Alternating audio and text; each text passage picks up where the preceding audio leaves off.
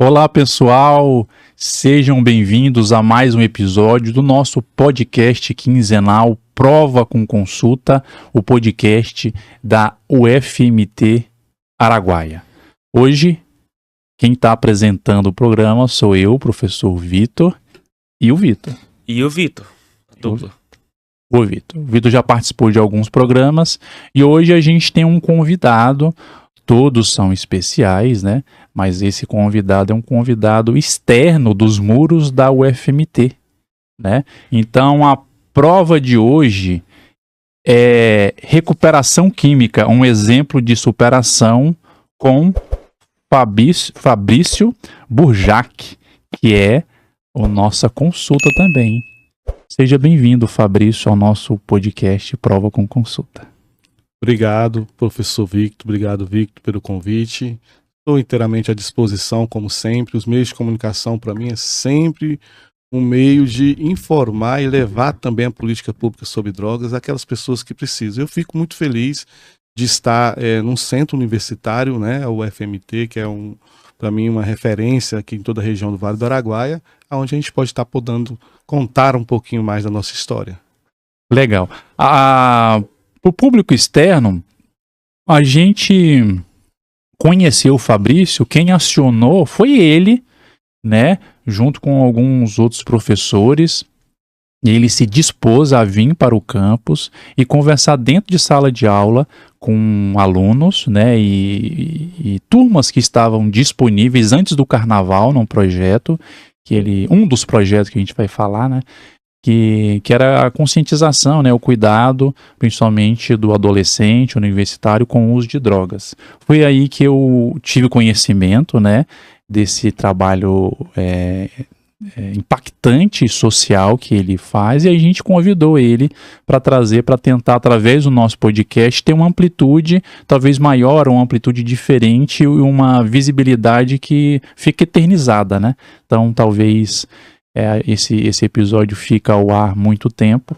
Então, como é assuntos delicados e assuntos de superação, isso pode ser uma ajuda para alguém, né? Esse nosso bate-papo pode levar à consciência de alguém em relação ao uso de drogas. Então, como a gente vai chegar nesse tempo, mas primeiro a gente queria contextualizar e entender um pouquinho da sua história, né? Antes das nossas perguntas pontuais. E o mais interessante, talvez, do episódio de hoje é um relato de vida. Conhecer o Fabrício, né? A caminhada dele. Hoje, o Fabrício, ele é formado em filosofia, ele é escritor de vários livros. Eu tô doido né? pra saber a história desses livros. Vamos saber a história dos livros dele que estão na mesa, que vocês estão vendo. Ele é funcionário, né? Funcionário público da Assembleia Legislativa, tem um vínculo com o estado de Goiás e tem projetos sociais voltados para essa finalidade, né? Mas antes a gente queria conhecer um pouquinho, até a gente tem curiosidades, né? De situações que você viveu, até a gente, por fim, chegar no livro, né, e nos inspirarmos, né, e principalmente nessa questão da superação de uma dificuldade enorme. Então, Fabrício, a gente queria conhecer você, né, principalmente nesse envolvimento, né, o porquê que você chegou a esse ponto de abrir tantos trabalhos sociais, o combate à droga, né, sua história como pessoa, né, nessa perspectiva. Então, professor, eu tenho hoje 52 anos, né? Vivi a vida toda, nasci e fui criado na cidade de Aragaças, aqui no Vale do Araguaia. Minha família chegou aqui em 1940, na época da construção dessas 3 cidades aqui, né? Das pontes. Meu avô era funcionário da Fundação Brasil Central, ele era mestre de obra, né? As principais obras da Fundação Brasil Central, ele praticamente ficou sendo responsável, né? As casas onde a gente nasceu, foi criado na Vila Ceará, que era o residencial Getúlio Vargas, apelidado Vila Ceará, porque a maioria dos funcionários vinham da região do Nordeste, do Ceará, do Norte, né? Rio Grande do Norte, desse pessoal. E a maioria era cearense, então ficou Vila Ceará, né? Naquela época tinha-se esse costume. E ali onde eu fui criado, né? E por infelicidade, eu digo assim, minha, mas também irresponsabilidade de um adulto, aos 10 anos de idade eu tive meu primeiro contato com as drogas no aniversário de criança. Com 10 anos? 10 anos de idade. Onde um adulto me ofereceu um copo de cerveja, né, como se fosse refrigerante, e eu bebi. Né, bebi, já senti o efeito, já gostei, né? Então, a partir daí, tornou-se, né, a minha vida ativa ao uso e abuso de substância psicoativa até os 40 anos de idade. Então, o início com 10 e o término com 40.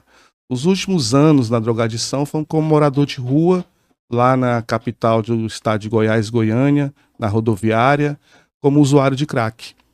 Eu passei, então, esses longos 30 anos, né, de insucesso em tudo que eu fazia. Olha, eu fui seminarista da igreja aqui em Barra do Garças, fiz 5 anos de seminário, onde eu tive a oportunidade de cursar filosofia para tentar ser um sacerdote da igreja.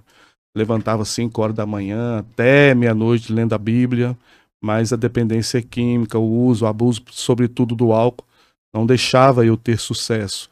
Eu fui também servidor da Força Aérea Brasileira, eu servi lá em Brasília, no 6º Comando Aéreo, e tive a oportunidade de ser um dos primeiros militares, soldado de primeira classe aqui no DPV DT-63, que é o radar, que fica aqui em cima da serra, e isso em 1993. Então servi também durante alguns anos, sobretudo 4 anos, né? E também por causa da droga, naquele período era a maconha que eu tanto usava, e acabou então os meus superiores descobrindo e eu tendo que ser também mandado embora praticamente da Força Aérea e não podendo seguir carreira, embora tinha um desejo muito grande, né? E essa vida toda sobre o uso e o abuso de substância psicoativa me levou a sempre começar algo, nunca terminar, sempre procurar ter sucesso e não concluir. Quando eu estive em Goiânia, antes da minha última recaída de morar na rua, foi quando eu já constituí família, tinha filhos, esposa, né? E trabalhava no Banco Pan-Americano. Quando o Banco Pan-Americano foi compro pela empresa Silvio Santos, foi um auge do sucesso, do consignado, dos consórcios e tudo. Então eu estava naquele período ganhando muito dinheiro. Eu ganhava, em 2008, para você ter uma ideia, 4, 5 mil por semana em comissão, fora o salário. Né? O salário mínimo naquela época era R$900. Então, eu por semana já ganhava 4 salários mínimos, né? Então tive muitos carros, tive muitos negócios, uma família constituída, esposa, um filho, uma filha, mas a condição naquele período também de muito dinheiro me levou à prostituição, ao uso da cocaína. Conhecendo a cocaína, eu acabei conhecendo o crack também, e aí foi fim de carreira, porque o crack, infelizmente, quem usa crack não faz mais outra coisa, não consegue fazer outra coisa a não ser usar o crack. E foi o que me levou para a rua. Mas Fabrício, assim, você coloca pela sua fala, né, e muita gente também tem esse raciocínio, eu sou um deles, que a porta de entrada foi ao álcool, né? Sim. Mas socialmente, né, o álcool é aquela droga que socialmente ela é aceita. Né? E essa passagem que é, vamos dizer, socialmente aceitável do álcool para as drogas ilícitas, né? Que existe uma visão diferente. Como foi essa passagem do álcool para maconha, né? Para cocaína, assim? Como que foi? Porque, igual eu te falei, a gente em off, né? Eu sou... É um mundo, assim, muito diferente do meu, né? E me dá a sensação que sempre são portas que vão se abrindo pela tentativa de experiências, né? Então, muita gente fala assim que você começa com a maconha, aí dali a ponto ela não começa a fazer efeito e vai procurando prazeres em drogas mais fortes e que tendem a te deixar mais dependentes, né? Como que foi para você essa transição? Assim? Olha, Pessoalmente, aos 12 anos eu já estava fumando maconha. E o que me levou foi realmente algo social, o convívio com outros que já usavam, outros adolescentes mais velhos, alguns parentes, né? Então eu tinha algumas habilidades, por exemplo, para deschavar e bolar um baseado. Então isso tudo vai acrescentando. Não, peraí. O que é deschavar e bolar? O que é? A maconha naquela época, ela vinha imprensada, né? Quanto mais imprensada, melhor o produto, né? Então quando você pegava, você tinha que deschavar. Deschavar é quebrar ela todinha, né? Para poder ela ficar fácil de bolar numa folha de papel. Sim. Então eu tinha muitas essas habilidades. Então toda vez que tinha um grupo, como eu era da sociedade mais baixa, mais dificuldade com o dinheiro, porque eu era criado pelos meus avós, e a turma que tinha o dinheiro, então sempre procurava o Fabrício, né? Ou para ir comprar. E aquele período, eu lembro muito bem, a gente saía do centro de Aragaças para ir fumar maconha lá no trevo, escondido da polícia e o medo da repressão que havia na época. Hoje os jovens fumam crack na porta de sua casa sem nenhum libido, né? Mas naquele período era assim. Agora, cientificamente, né, o que a Organização Mundial da Saúde já consegue entender e já diz, né, a partir de 1992, a dependência química já começou a ser tratada como uma doença. Então, quando ela chegou a esse ponto, ela teve que identificar alguns fatores. O primeiro, se é doença, tem um órgão que está defeituoso, que está contaminado. Qual seria o órgão? O cérebro. Então, o cérebro da pessoa dependente químico está com a doença, digamos assim, mas literalmente está danificado. O cérebro, ele que é o capaz de discernir em sim ou não, aceitar ou não aceitar. Agora, por que algumas pessoas aceitam o uso e se tornam dependentes e outras não? Aí ela deu 3 características. A primeira, fisiológica, né? A pessoa nasce no DNA dela uma predisposição ao uso. Por quê? Porque o pai ou a mãe já fizeram o uso de alguma substância. E não precisa ser uma substância ilícita, sobretudo o tabaco, que na época era elegante até fumar. Então, o tabaco é uma substância química. E isso, sobretudo quando a mãe gestante, já é passado na corrente sanguínea da criança, a criança nasce com uma predisposição mais forte. No dia que ela experimentar o cigarro, ela vai gostar, né? E segundo, a psicológica. Naquele período, né, da minha época, você podia comprar cigarro ou bebida para os pais no supermercado, né? E quando a Organização Mundial da Saúde falou, não, isso daqui está formando o defeito de caráter, está colocando o adolescente com contato com a droga, né, com a substância, seja ela lícita, mas é uma substância química. Só te complementando, se eu lembro, Fabrício, que na minha escola, quando a gente saía, tinha um chocolatinho que era no formato de um cigarro, e ele vinha, o cigarro, você desenrolava o cigarro e ia comendo chocolate, comendo... Como se fosse o cigarro, então tava, né? Escola de freiras. Era vendido na porta, né? Não era as que vendiam, mas na porta tinha... Então entra o fator psicológico, criação, formação de caráter, de pensamento, né? E o terceiro é o fator social, né? Ou seja, um exemplo que eu gosto de dar muito nas minhas palestras é quando um gestor, ele paga 1 milhão num show para que tenha uma festa, e as festas são regadas de bebidas, de tráfico e tudo isso que a gente quase não tem o controle. Bom seria ter a segurança e o controle, mas nós sabemos que é muito difícil. Mas nem por isso não tem que ser feito, não tem que ser realizado. Não estou querendo dizer isso. Mas ele investe 1 milhão nisso, né? E depois, na hora que você tem o direito de receber 30% de aumento, por exemplo, na educação, é mais difícil. Investir 50 mil numa praça pública é mais difícil. Então há aí um disparate, né, muito desigual da questão das programações com uso e abuso de substâncias, né, fáceis, e programação de um lugar livre dessa substância, um lugar saudável. Então a Organização Mundial, né, não é o Fabrício, isso é cientificamente, ela diz então que o fator fisiológico no DNA, predisposição, psicológico, como foi criado, e o social, juntando as 3 coisas, essa pessoa tem 99% de chance de se tornar um dependente químico. Aí ela ainda fala mais sobre 3 características da droga específica em si, né? Sem ainda a condição do organismo de cada indivíduo, que é diferente. Cada indivíduo tem um organismo diferente.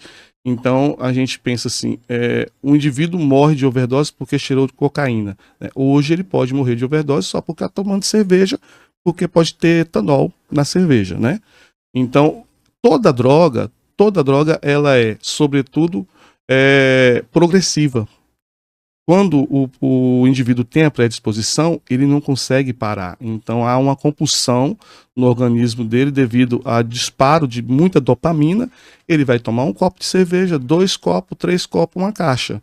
E ele vai progredir de uma substância para outra. Ele vai tomar cerveja e ele estando sob o efeito de cerveja, alguém oferece outra substância, ele vai experimentar outra substância e vai gostar e vai progredindo na substância. Então ela diz que a droga, todo tipo de substância é progressiva, né?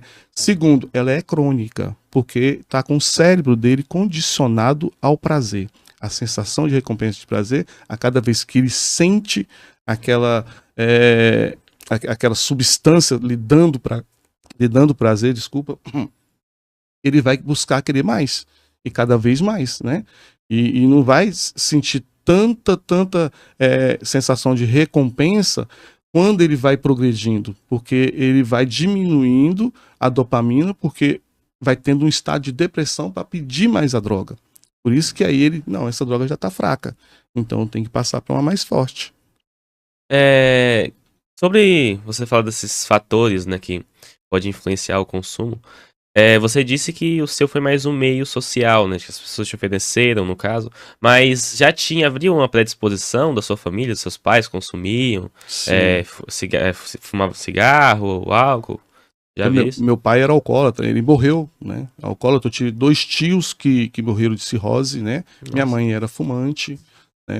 Aí essa questão biológica. Então nasci com predisposição. Na hora que eu experimentasse, eu ia gostar. E a minha formação de caráter foi toda prejudicada, porque eu fui abandonado com 6 meses de idade, né, pelos pais biológicos, né, e criado pelos avós, né. Então já houve toda uma distância, um distanciamento, né, uma questão emocional, psicológica, que afetou muito.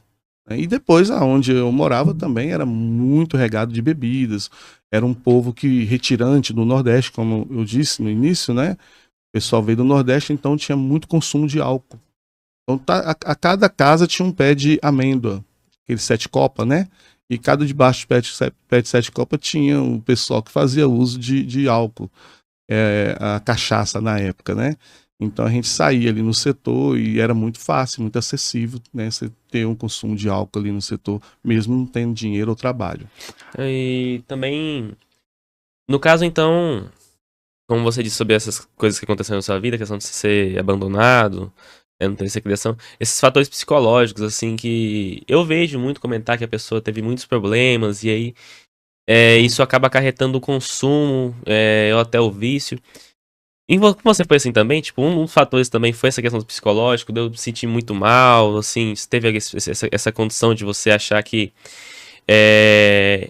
consumindo a droga você ia melhorar, tipo, mentalmente, tipo, poder esquecer essas mágoas, alguma coisa do passado, algo assim? Sim, eu posso dizer com toda certeza, até mesmo porque o fator social, eu sou muito sociável, né? Então eu não culpo muito o fator social, porque a gente está no local e hora errada, muitas das vezes, né? Mas o fator psicológico foi o que mais me prejudicou, né? Porque o distanciamento da minha mãe, sobretudo, né? Isso houve um prejuízo muito grande. Não só para me levar ao uso de substância, mas na minha vida social também. Eu sou uma pessoa que hoje estou no 7º casamento, então nenhuma das minhas companheiras eu entendia, né, como companheira. Eu estava buscando aquela mãe que me abandonou. Então isso prejudicava muito. E para entender isso tudo, foi onde eu tive que fazer muito trabalho, ter conhecimento e aprender. Porque, de certa forma, cada rompimento de relacionamento me levava ainda mais ao fundo do poço. Quando eu dava uma respirada, que eu conseguia de novo ter um relacionamento, a dificuldade em tratar a pessoa como esposa, como mulher, né? E buscando sempre que fosse minha mãe, atrapalhava. Então, aí eu já começava o consumo de drogas de novo, e aí isso me levava a uma recaída maior e o abandono de novo daquela pessoa. Aqui, Fabrício, na UFMT, a gente fala que a UFMT tem 3 pilares que coordenam as ações dela, que é o ensino, a pesquisa e a extensão, né? Então a gente usa o podcast também para divulgar o ensino, pesquisa e extensão.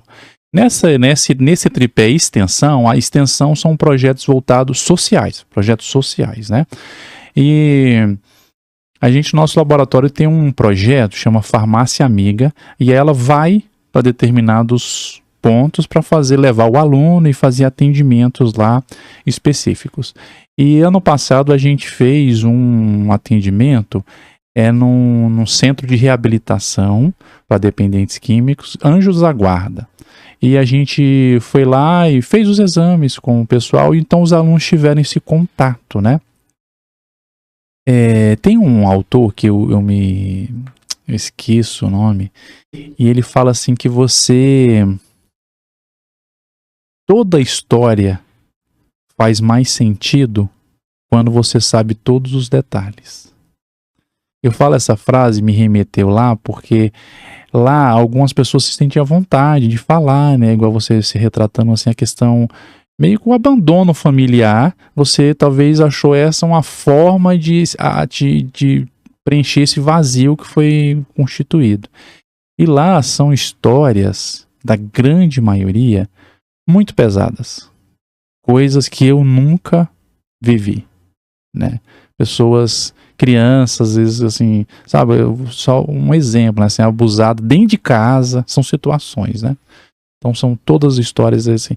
Eu não estou falando que justifica, mas você entende, quando você entende o contexto geral, você mesmo se questiona, rapaz, será que eu também não teria assim, procurado, não sei se é esse, mas outro refúgio para sair de uma situação onde o problema era onde você mais espera assim o aconchego, a proteção, e muitas pessoas lá não tiveram, né?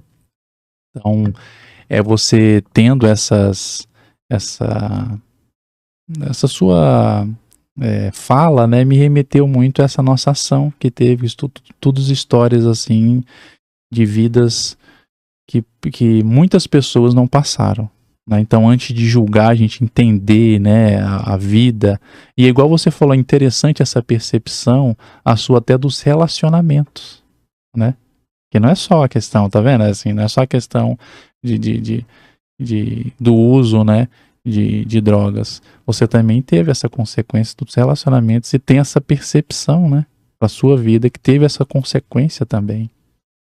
Sim, porque muitas pessoas pensam que a droga é a culpada de tudo, né? A droga é a cereja do bolo, é o final de tudo, né? A droga, na verdade, é um medicamento, né? Que vai adormecer a sua dor, adormecer seus problemas, né? Suas emoções. E a gente vê muito isso na própria condição do álcool, uma droga lícita, né? Social, e as pessoas usam para se divertir, para esquecer. A Bíblia recita, né, o uso do álcool para poder curar as mágoas. Então a gente tem isso como uma forma de válvula de escape daquilo que você está sentindo. E todas as minhas dores eram isso. Aí entra uma outra questão que as drogas fazem, que é a questão do abuso, né? Uma pessoa que usa álcool demais vai ter um prejuízo, né?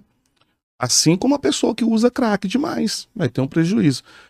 Se eu pudesse beber todo dia de tardezinho uma cervejinha depois de um serviço, né? Depois de um dia cansado, sobretudo na nossa região que faz muito calor, uma cerveja super gelada, era maravilhoso. Ou se eu pudesse fumar uma pedrinha de crack de manhã cedo, que é muito melhor, eu faria com maior prazer.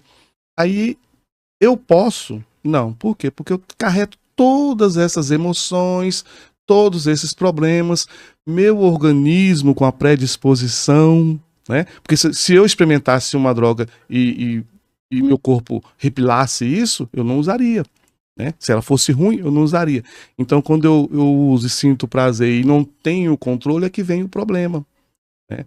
Todo o prejuízo está na compulsão, na falta de controle do uso, sobretudo de qualquer droga, não é só a questão do crack. O crack é a questão da potencialidade. Enquanto o álcool produz no cérebro, no corpo do indivíduo 60 a 90 mg de dopamina, o crack produz 6.000 mg de dopamina. Mas aí, Então, Fabrício, me mata uma curiosidade aqui. O que isso representa? Porque assim, né? Longe de fazer apologia, porque como toda droga você falou, produz uma sensação de prazer. Sim. Né? E assim, talvez o paralelo mais comum a pessoa pensar o prazer do álcool, né?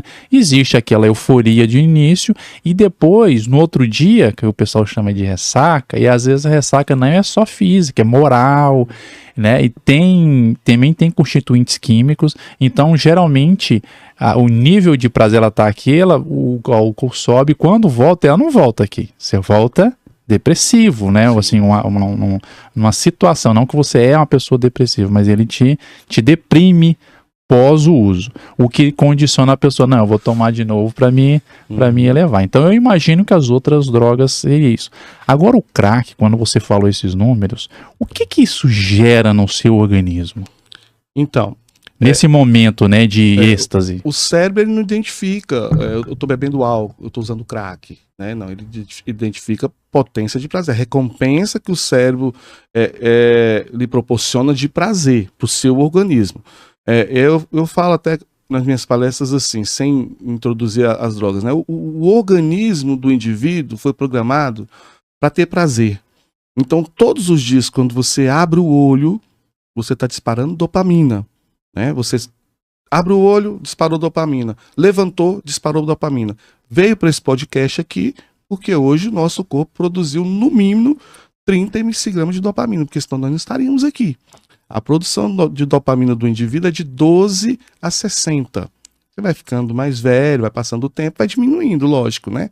Se diminui de 12, é um estado de depressão. Você começa a ter preguiça, desídia, não quer sair, não quer viver, né? Se chega a 4%, você tem que procurar um profissional para ele te receitar o quê? Droga. A droga, o medicamento receitado vai disparar a dopamina para você ter sensação de viver de novo. E essa euforia é o que a droga proporciona, tanto o álcool como qualquer uma outra. A condição é que algumas são maiores e outras menores. E aí entra essa preocupação que você falou. Quanto maior a potencialidade, a maior potencialidade também de depressão. Então, quanto mais você dispara dopamina, menos ele produz, porque o cérebro vai identificar o quê? Que precisa de mais quando termina a sensação. Mas não é independente da droga. Se você bebe muita bebida, no outro dia você está de ressaca, não. Seu cérebro está dizendo para o seu corpo que ele precisa de mais bebida, porque aquilo é bom. E quando você usa uma pedra de crack, ele vai disparar 6.000 mg de dopamina em 15 segundos.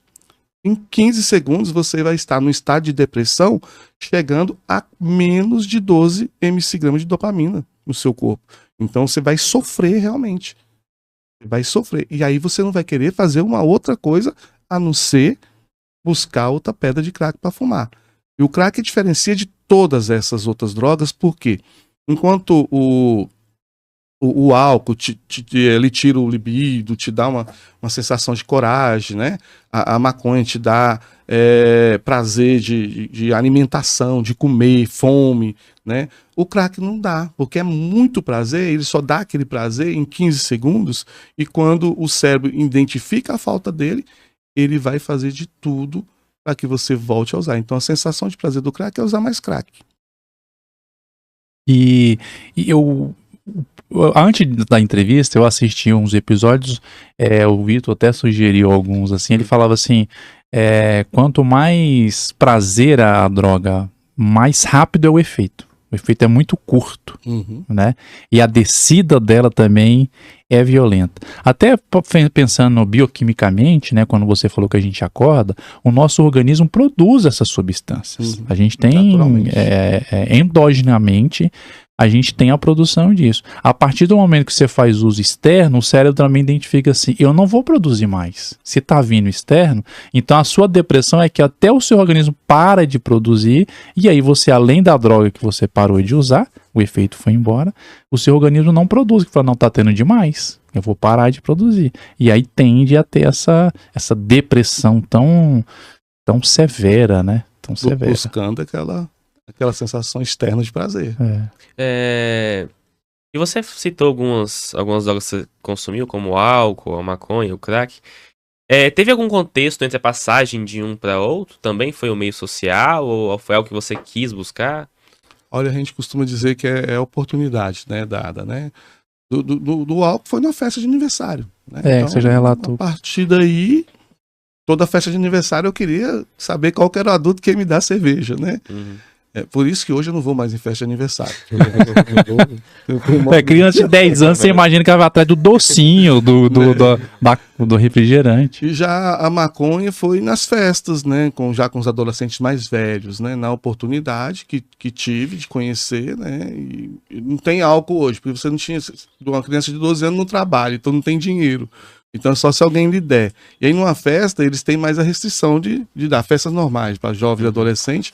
E aí tem aquele grupinho que sempre sai dali, vai ali e volta alegre, né? E eu pensei, esse pessoal não tá me chamando para essa alegria, vamos lá, né? E fui numa ida dessa, e aí conheci a maconha, né? E aí produção de maconha. Aí depois veio a cola de sapateiro. Não, maconha é ruim, bom é cola de sapateiro, já nos carnavais, né? Porque na nossa época não tinha, até tinha lance-perfume, né? Mas a gente não tinha aquisição para isso. Então a gente se contentava com a cola de sapateiro ou com loló. É a mesma coisa, né? Do lança-perfume. E depois, quando eu fui para a aeronáutica em Brasília, eu tive a oportunidade de conhecer a cocaína. Né? Porque eu já tinha um poder aquisitivo, já recebia um salário e tudo. Então passei a cheirar muito cocaína nesse período, né?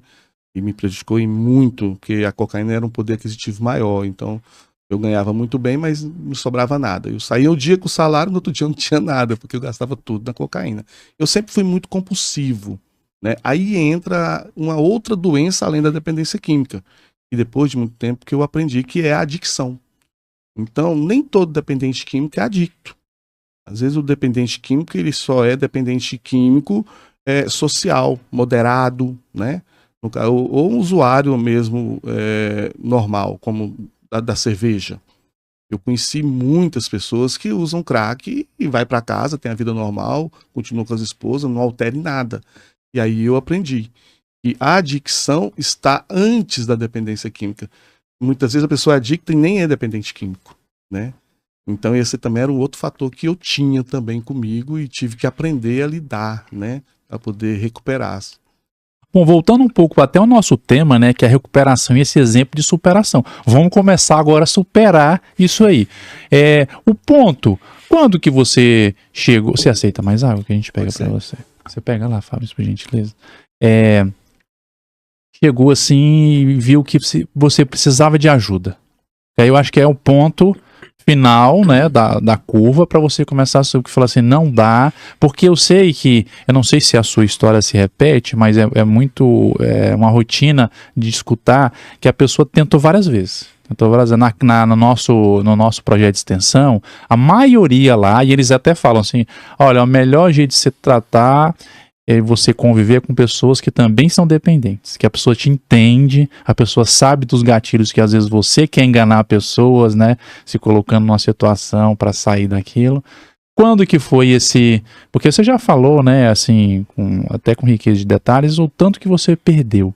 E quando foi esse início de subida?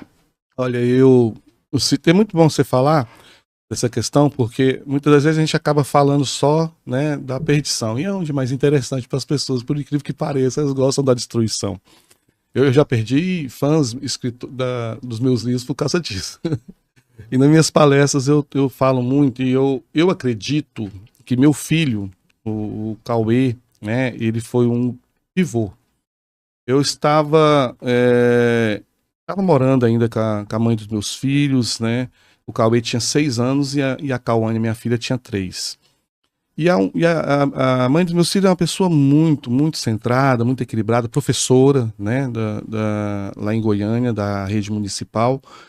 E ela dificilmente perdia a paciência, né? E como eu estava no uso abusivo e eu acho que aquilo incomodou muito ela, houve um dia que ela resolveu brigar comigo, né? Pela primeira vez, depois de 6 anos de casado, ela brigou, e o Cauê com 6 anos, acho que não entendeu muito bem, ele mandou a mãe dele parar de brigar.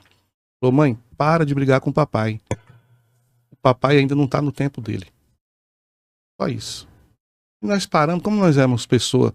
6 anos. 6 anos. A Nossa. mãe do meu filho foi freira, né? Foi freira, 20 anos, né? E eu havia passado por um estado de seminário, né? 5 anos na igreja. Quando ele falou aquilo, ele calou nós dois. Como é que uma criança de 6 anos entende de tempo?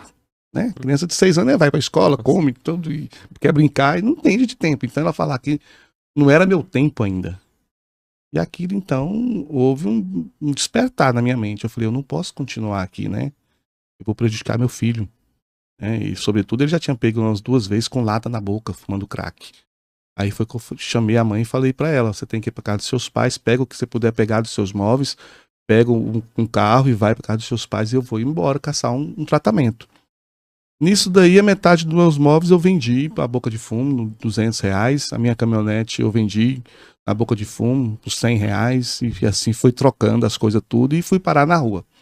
Na verdade, o tratamento que eu não consegui buscar, eu achei na rua. E lá na rua, depois de uns 3, 4 anos, ali na rodoviária de Goiânia em frente, era o início de uma Cracolândia naquele período. A polícia todo dia estava lá, dando baculejo, entrevistando o pessoal, vendo algumas coisas. E naquele dia, todo mundo empareado, sendo baculejado, sendo revistado e tudo. Na hora que chegou na minha vez, o cara não quis fazer. Falou, não, esse daqui não precisa não, esse daqui é um vagabundo, deixa pra lá. Aquilo me humilhou tão, tão grandemente, tão profundamente, que eu pensei, nem a polícia quer mais eu. Já perdi família, perdi tudo, e agora, nem a polícia. Foi quando então eu procurei ajuda, naquele período, de um grupo, chamava GED, que eles iam lá sempre, para dar alguma coisa, para ofertar tratamento, né? E esse grupo chamava Grupo Executivo de Enfrentamento às Drogas, um programa do governo de estado. Eu fui atrás desse grupo, um dia acordei, depois dessa noite, né? Passei a noite toda vendo coisas, escutando coisas. Chegou de manhã, eu fui atrás desse grupo. Voluntariamente. Voluntariamente. Cheguei lá, falei, olha, não consigo mais, eu quero ajuda. E eles me levaram ao Centro de Tratamento de Álcool e Drogas, que era SEAT, do estado de Goiás. E lá, após uma triagem, me encaminharam para a Fazenda Nova Esperança, lá em Santa Helena de Goiás, onde eu passei por um processo de 9 meses de reabilitação, voluntariamente. Naquele período eu pesava 60 quilos. É o início que eu imagino. E essa ideia, assim, de talvez o que... Sempre que eu vejo, assim, essa ideia do cara, a ficha deu, né? Ou os que não, infelizmente, não chegam nisso, né? Acaba falecendo. A ficha deu. E aí, Fabrício, iniciou isso aí. E quando que entrou as suas, que eu imagino, né? Que você tem outras obras de arte que eu imagino que seus filhos sejam eles, né? Mas os livros, né? Porque o livro é um legado que você deixa. Esse podcast, eu agradeço novamente você, né? Está nos agraciando assim, com o seu testemunho.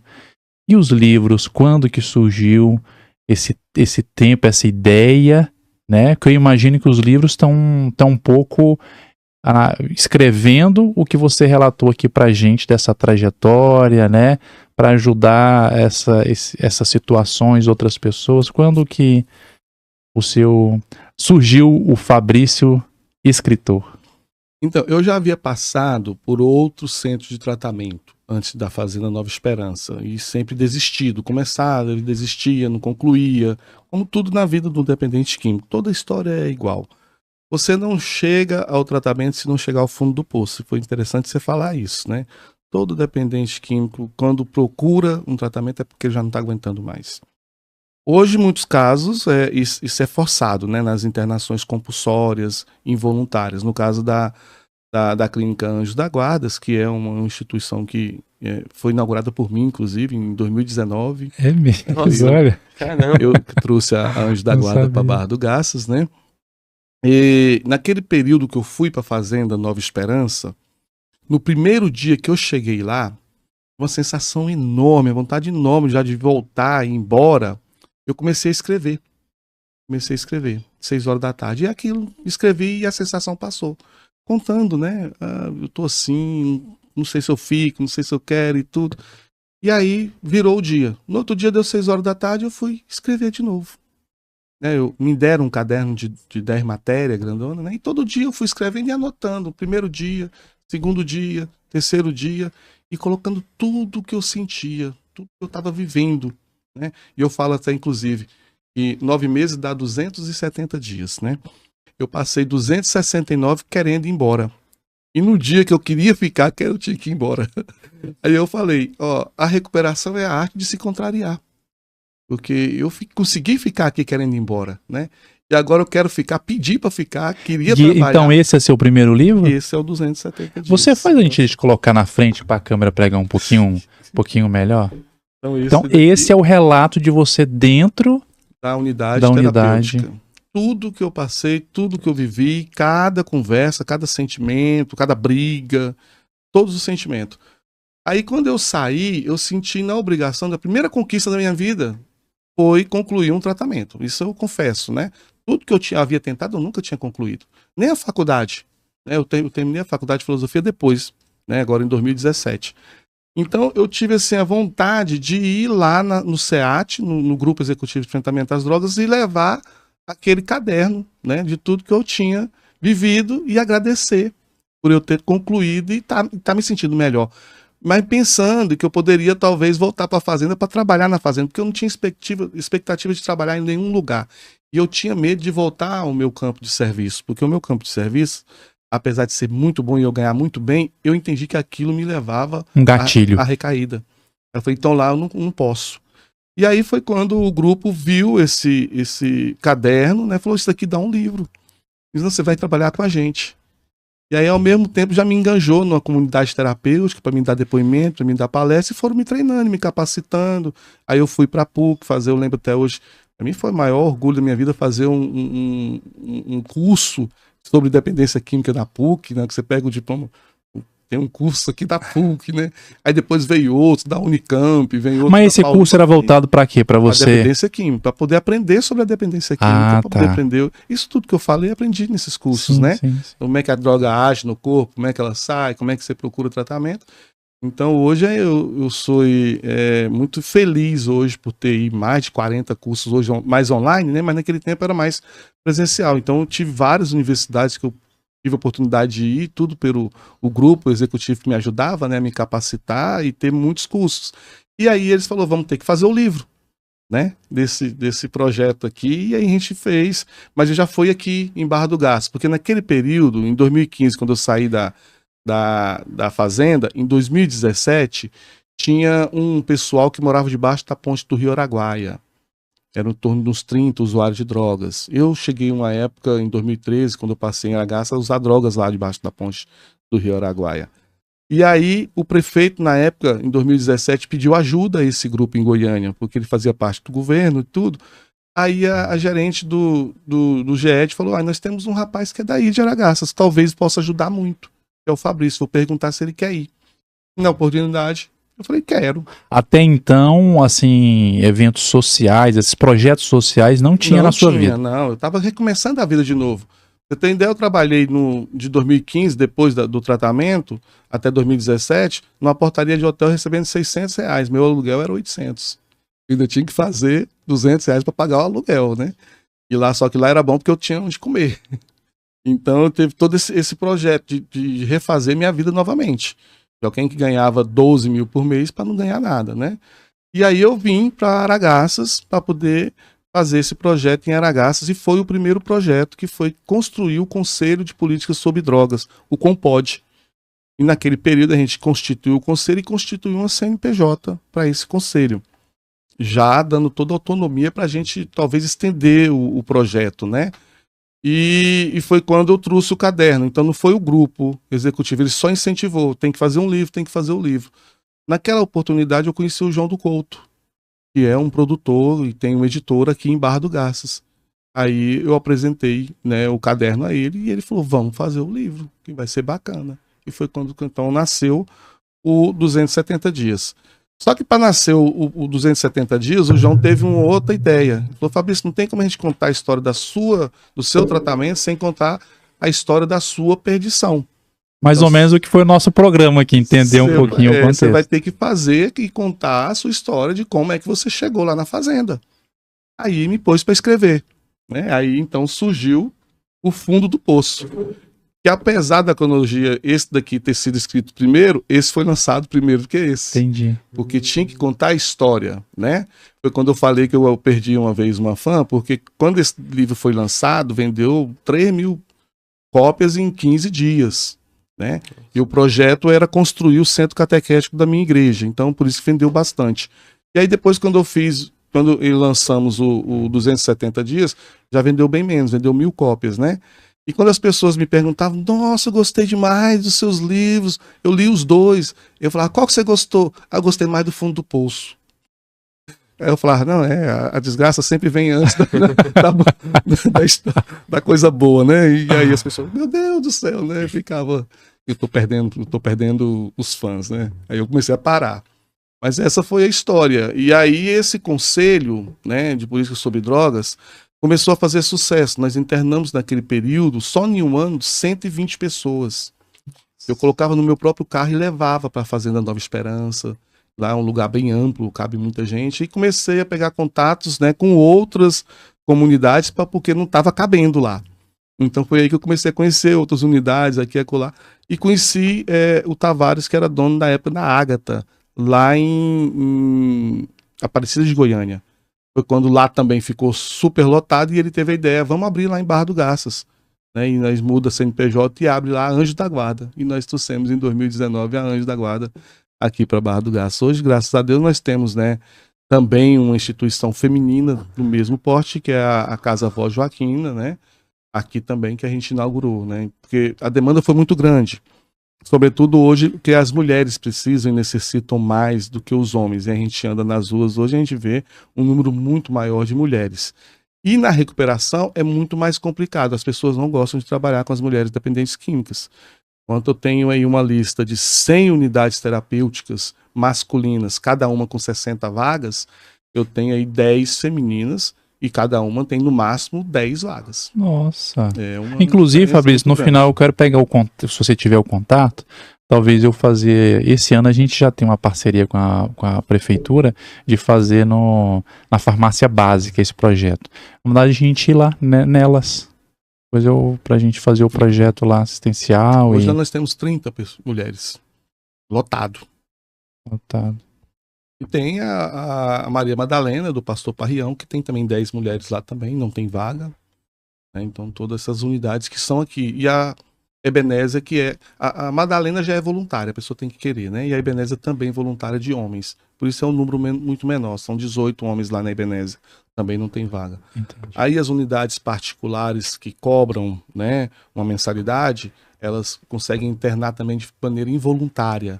A partir de 2019, o presidente Jair Bolsonaro teve um relaxamento nas leis de compulsória e autorizou, né, isso, para que as pessoas, a família pudesse internar o dependente químico onde ele quisesse, né? Estivesse dando um prejuízo, estivesse colocando a vida dele em risco, em perigo, ou da própria família, podia internar sem precisar ter uma ordem judicial, que é o que demora muito, né? Às vezes o dependente químico morre e a ordem judicial não saiu para o internamento dele, né? Entendi. Esse projeto, porque você já falou algo que, sinceramente, para nossa região, você já fez um trabalho extremamente impactante. Mas esses trabalhos sociais, assim, você tem, surge o projeto, início, meio e fim, ou é algo sempre contínuo, você está sempre no exercício nesse... Eu acho assim, igual você veio aqui, você até falou assim, não, a hora que vocês quiserem eu estou disponível a falar sobre isso. Isso se tornou muito acessível para a gente, foi muito acessível conversar com você, né? Mas esses projetos, às vezes ele tem início, meio e fim, ou sempre é uma coisa contínua? Olha, o grupo executivo de enfrentamento às drogas acabou, né, no estado de Goiás, em vista da mudança de governo. É o que acontece com todos os projetos que estão ligados apenas ao setor público. Houve a mudança de governo, o governo novo não quer trazer aquela coisa que fez sucesso do outro, porque ele traz a imagem do outro, então ele acaba. Assim também foi no município de Aragarças, o conselho acabou, o projeto acabou. E eu decidi, com aquela CNPJ que foi criada, assumir ela e criar a minha associação para estar disponível a isso, para estar dando continuidade. Porque eu entendi, né, que aquilo foi uma valia muito grande para o município, né? nós tiramos os dependentes debaixo da ponte que subiam para roubar as pessoas, né, quando criou-se o problema realmente.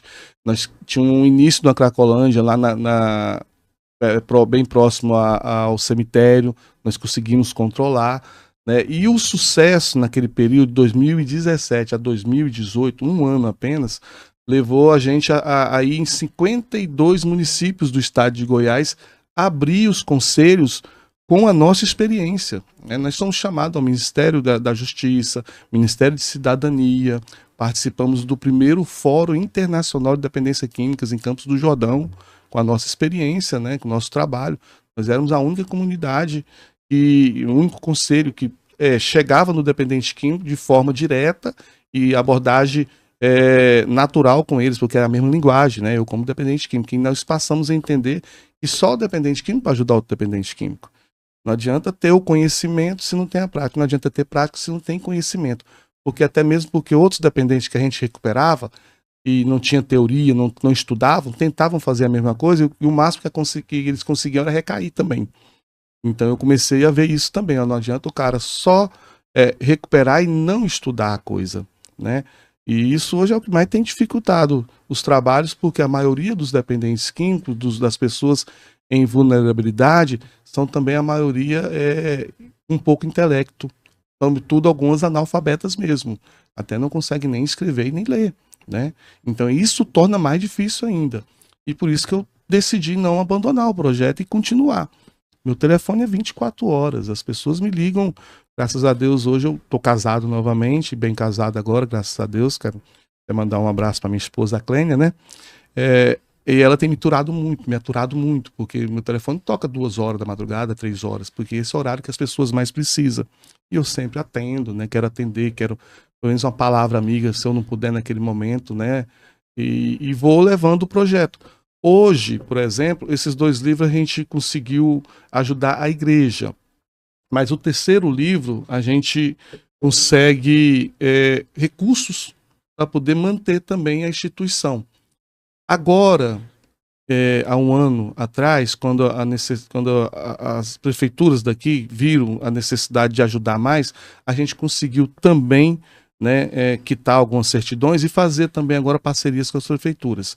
Então hoje nós estamos recebendo a ajuda da Prefeitura de Araçás, da Prefeitura do Pontal do Araguaia, da Prefeitura de Doverlândia e Iporá.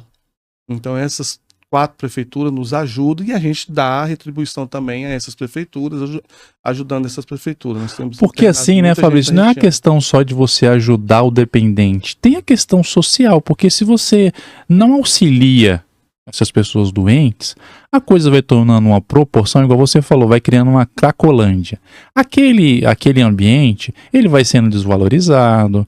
Acho que assim, o índice de roubo, de problemas pode acontecer, porque a pessoa perde o controle. Então não é só assim, um projeto, porque muita gente se incomoda de ver uma pessoa, né, assim, na rua.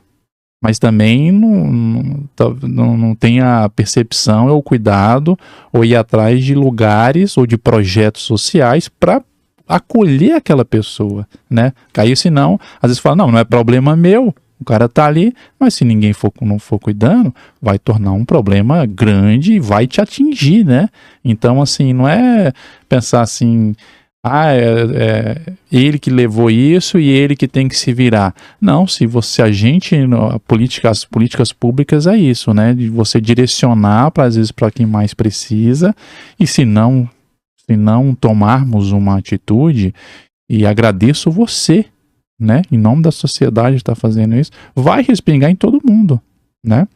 Sim. Então, né, é um cuidado da cidade, é um cuidado da cidade, né, para se prevenir, se dar dignidade a essas pessoas. E entrando nesse livro que você falou que foi um auxílio, né, que vem um auxílio financeiro para até minha venda dele, né? Depois eu quero que você deixe os lugares que a gente pode adquirir esses livros.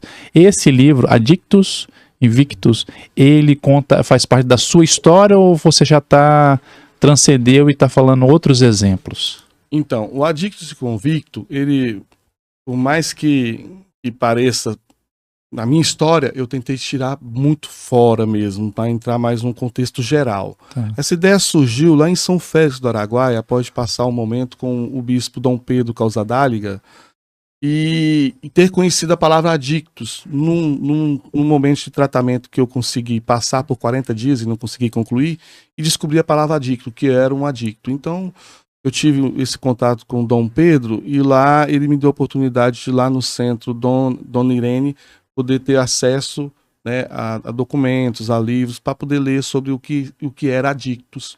Então, adicto é uma pessoa que está presa a algo, não precisa ser necessariamente a dependência química, embora o termo hoje é usado, né, como escravo da dependência química.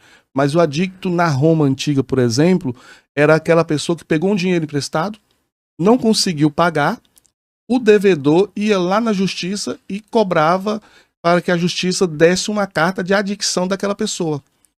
Aí aquela pessoa era o adicto, né, daquele devedor. Ela teria que fazer qualquer coisa que ele pedisse. Ele seria o escravo dele realmente, até quitar a dívida. Então aquele adicto era a pessoa presa ao devedor, né? E aí eu busquei, e o contrário disso, né? E como é que eu faço para me libertar da adicção? E aí eu encontrei a palavra também dentro do latim, né? O convictus, que é a pessoa que está convencida de algo. Então, para mim libertar de algo emocional, tem que estar convencido daquilo, né? E sobretudo depois, quando eu fui pesquisar o convicto também na Roma Antiga, queria dizer aquele que consegue conviver. Como eu não conseguia conviver com ninguém, né? Eu pensei, gente, essa é a palavra que eu procuro para mim. Então, o livro eu peguei mais nesse termo e com a minha experiência eu fui buscando outros contextos científicos e colocando nele, acrescentando nele, para que ele pudesse ajudar o máximo de pessoas possíveis, sem ser em relação só à dependência química, ao vício, mas às emoções, ao relacionamento, né? Eu tive também alguns relacionamentos abusivos e eu vejo, sobretudo hoje, muitas pessoas presas a isso, né? E não há necessidade de como se livrar disso. E não há necessidade de você continuar com isso para ter uma vida. E assim eu entendo as pessoas adictas hoje, que nem precisam ter uma substância, às vezes procuram uma substância por causa da adicção e não entendem. Por que eu sou um adicto, né? E aí, entendendo isso, já ajuda muito. Porque, para mim, a informação foi o que realmente me salvou. Eu usava drogas que eu não conhecia, que eu não sabia.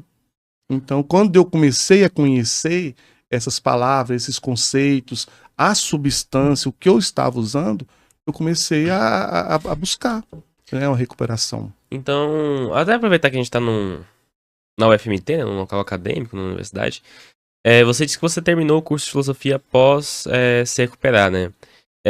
E essa conclusão de curso e tudo mais, ela te auxiliou, conseguiu te propulsionar para você continuar nesse caminho de ajudar as pessoas, de produzir os livros? Sim, eu comecei filosofia lá em Batatais, São Paulo, na Universidade Claretiana. Naquele período eu iniciei o meu seminário, né, na Congregação Missionária Claretiana, e aí, não concluindo, eu, quando estava em 2017, já em Araçás, através do padre Dionivaldo, que é um escritor também, doutor em teologia, falou, Fabrício, o pessoal... Porque a Igreja Católica, ela oferece o curso de filosofia para os sacerdotes que vão ser sacerdotes, mas não dá o reconhecimento pelo MEC, né? Eles só fazem o curso de filosofia para se ingressarem na teologia. Hoje está mudado isso, hoje todos os cursos já são exigidos, mas naquele período não. A igreja tinha essa restrição. Até mesmo porque muitos desistiam. Então eles não davam o curso para depois ir embora. Alguns iam lá só para a procura do curso. Então tinha toda essa técnica, né, que a igreja usava. Hoje todos os cursos da igreja já são reconhecidos porque são feitos na PUC. Então nós tínhamos, eu tive essa oportunidade do Dionivaldo falar, Fabrício, estão reconhecendo os cursos de filosofia através de alguns institutos, algumas instituições pelo MEC, você hoje faz até online e tudo. Então eu procurei em 2017 e consegui reconhecer o curso de filosofia, concluí, fiz mais um ano, né? Eu tinha apenas 2 anos apenas de estudado. E aí, com mais um ano e pouco, eu consegui concluir e reconhecer o meu curso. E foi o que me ajudou muito, porque aí você abre de novo. Então, eu tenho uma ideia, quando eu cheguei na universidade pela primeira vez, saindo de Araçás, né, e em São Paulo, para mim era um outro mundo. né? E realmente a universidade é isso, abre, né, o mundo. E ao retornar ao curso de filosofia, realmente minha cabeça abriu novamente para querer buscar o conhecimento, para conhecer mais ainda.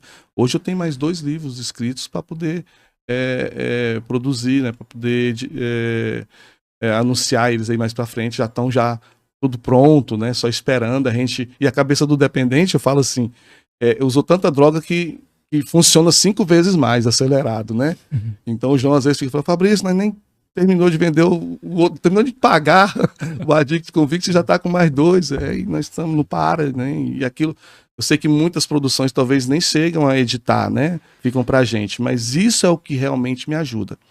A gente, usando um termo bem chulo, mas nós estamos num curso de farmácia, a doença ela sai pela boca, então é necessário que você vomite o veneno para fora, né? E eu uso essa técnica para poder, até mesmo no podcast, né? Para poder colocar toda a minha doença para fora. Fabrício, cara, eu ficaria com você aqui horas e horas, mas a gente tem um tempo para seguir. Já entrando na nossa parte final e agradecendo mais uma vez, viu? Alguns relatos me emocionaram bastante, principalmente a sua virada, né? A frase que seu filho falou, eu achei fenomenal. Então, 2 coisas para a gente finalizar. Aonde a gente consegue adquirir, a gente pode deixar na descrição do vídeo também, se for um link, aonde a gente consegue adquirir os livros. E uma mensagem sua final, principalmente o nosso público, a gente tem muito universitário, né? Um alerta para eles, talvez não para que esteja usando, né? Mas que evite a entrar nesses vícios devido à consequência, né? Assim, você mesmo, os relatos te tiraram tanta coisa da vida, graças a Deus, e a sua força de vontade, você superou, e essa é uma inspiração que a gente quer passar pro pessoal. Então essas 2 coisas, o livro e uma mensagem final principalmente para os adolescentes. Olha, o livro nós encontramos, como foi uma produção própria, né, e a igreja ajudou, então todos os livros você encontra lá na paróquia Senhor Bom Jesus de Aragaças, a matriz católica de Aragaças, na secretaria. O bom que comprar lá, o dinheiro fica lá, não é para mim, não é para a instituição, é lá. Tem todos os 3 livros. Né? Qual o ponto? Desculpa, assim, tem algum outro ponto de referência para quem não conhece, assim, que a matriz já é um ponto, já deveria ser um ponto, né? Fica no centro da Aragaças ali. Você chegando no centro, ali no Peixe, ali na rotatória do Peixe, perguntar onde é que é a igreja católica aqui, o pessoal já fala. É a antiga, onde era a antiga feira, né? O pessoal costuma dizer assim também, a antiga Rua da Feira. Né? Então lá tem toda essa produção desses 3 livros lá, e tem bastante livro, e se comprar ajuda muito a minha história, ajuda alguém que você queira ajudar, ou a si mesmo, e ajuda também a igreja. É bacana porque nós conseguimos reformar o centro catequético, que hoje está lá, nós estamos usando, tem um auditório, poltronas novas, climatizado, né, para as crianças e os jovens usarem nas suas catequeses. E isso foi pensado, tudo isso, na questão da confecção desses livros, né? E também nas minhas redes sociais, também, quiser entrar em contato diretamente comigo, com o meu celular, né? 66992229589, ou as redes sociais Fabrício Burjac, no direct já também consegue falar comigo, né? Fabrício Burjac, todas as redes sociais do Fabrício Burjac, Facebook, YouTube, Instagram. A frase que eu sempre deixo no final das minhas palestras é o seguinte: a cultura é que gera o uso, né? Sobretudo o abuso, a cultura, não é outra coisa. E a cultura também é capaz de libertar do uso, não é outra coisa. Legal. Mais uma vez, Fabrício Burjac. Foi uma experiência sensacional, tá bom? Eu espero que o pessoal de casa consiga usufruir e tirar bons proveitos desse bate-papo, que seja um exemplo, né, para quem possa vir, né, a correr esse risco. De qualquer forma, ou por outro lado também é uma história de extrema superação, Então, obrigado por compartilhar. E você de casa, né, se gostou, se puderem achar que esse conteúdo possa agregar pessoas igual a gente tem essa percepção, se você puder encaminhar esse vídeo, dar um like aí no vídeo, e quanto mais gente a gente conseguir propagar esse conteúdo, eu acho que mais pessoas serão beneficiadas e ajudadas, né, ou prevenidas para esse tema da aula de hoje, ok? Muito obrigado, Vitor, pela ajuda. Eu também agradeço muito sua participação, né? Você mesmo manifestar interesse em participar do podcast, porque é um assunto que é muito, digamos que polêmico, assim, entre partes, mas ele é muito acolhedor, né? Às vezes eu tenho alguma pessoa que tá assistindo aí de casa, né, que às vezes tá meio, igual você falou sobre aquela questão do meio das pessoas, né, e tudo mais, pode influenciar na pessoa chegar a esse ponto de vício e tudo mais. É sempre muito bom ouvir relatos ou coisas assim, histórias de superações, para que a pessoa se conscientize, né, acima de tudo, né, muito legal. E ele falando, eu particularmente fiquei super curioso, eu vou atrás e eu quero ler os livros, porque a gente entendendo a história, a gente fica mais envolvido com a situação e quero mesmo. Então eu vou ser um dos primeiros a comprar aí, a adquirir os 3, além da proposta, né, e do intuito ser social, mas a história é muito bacana. Então é isso, pessoal, a gente fica por aqui e eu espero vocês no nosso próximo programa. Até mais.